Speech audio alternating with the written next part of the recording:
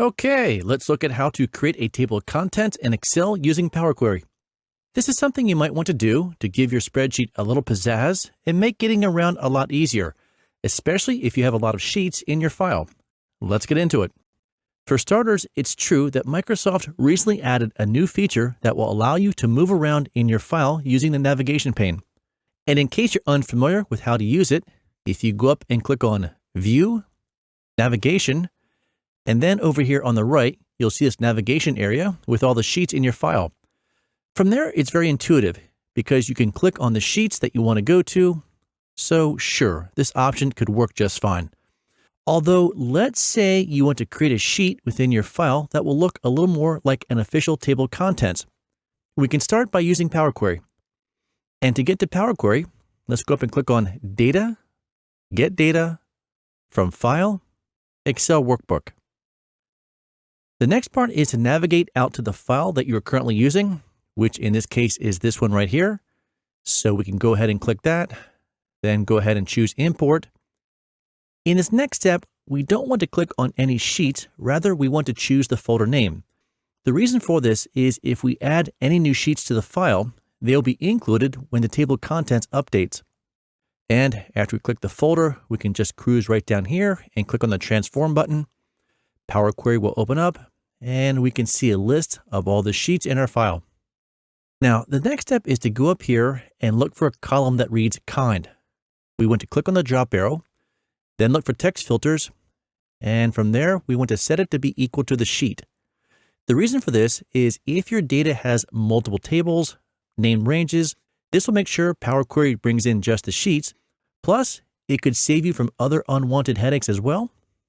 Next, we don't want to be using any of these columns, so we can go up here and right-click and choose Remove on the ones that we don't want. So in the end, we're left with just this first column.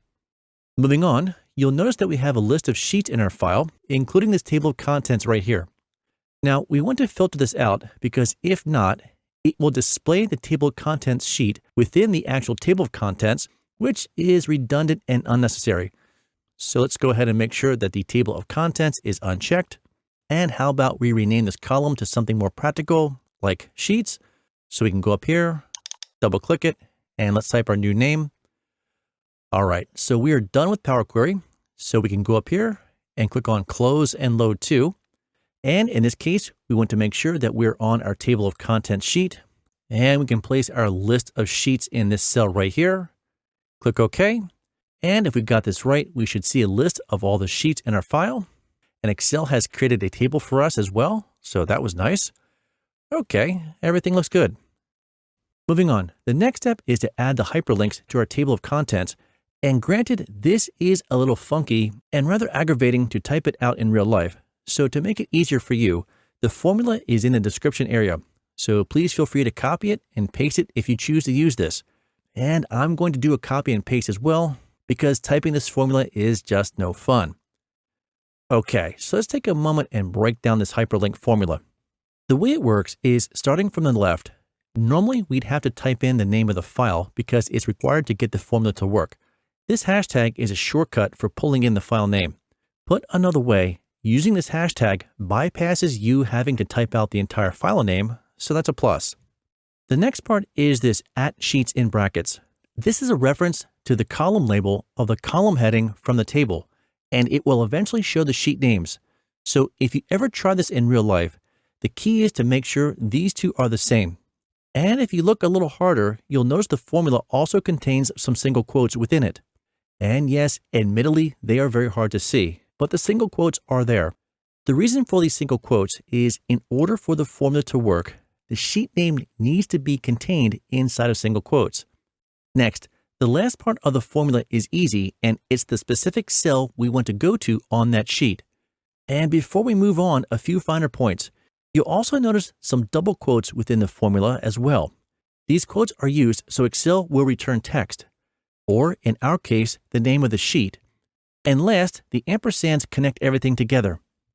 The last part of the formula is called the friendly text, and this is the text that you want to be displayed in the cell so it's easy for people to read. So in this case, the friendly name is the sheet name, and to get the sheet name, we can use the @sheets in brackets as well. Let's press the Enter key to finish things off. All right, so how about we test out some of our links? Let's go ahead and click on a couple, see what we get, and it looks like we are in good shape.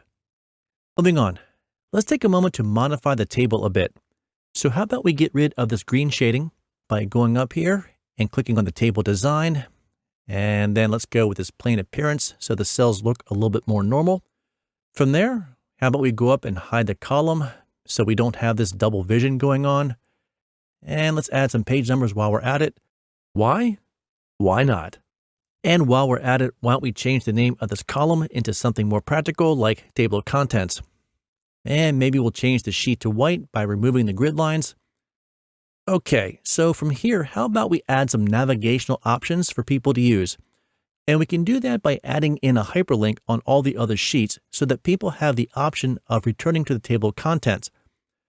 Let's start by going over to this sheet and then click on cell A1 and then type something original like the word home. From there, let's go up and click on Insert, Link, and choose Insert Link again.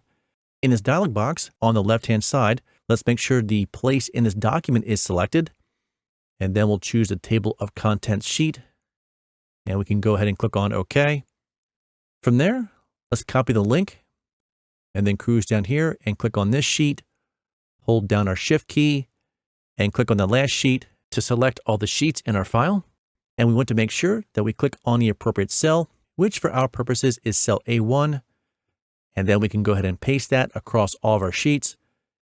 Now, if we click around in our file, we should be in good shape. Okay, one last thing. Let's add a new sheet to the file. So just to make things easy, I'll go down here and copy this sheet. And let's rename it to, let's say, Pacific. And why don't we change the regions while we're at it? Next, we want to make sure to save our file because it's very important. Now, if we go over to our table of contents, right-click and choose Refresh, the new sheet will be added to the table of contents. All right, so everything looks good. Now, by chance you're new to Power Query and want to learn more about it, you can check out this video, and there's a link to it in the description. And that'll do it for this one. Make sure to leave your thoughts below, and don't be shy about sharing this video either. And we will see you next time.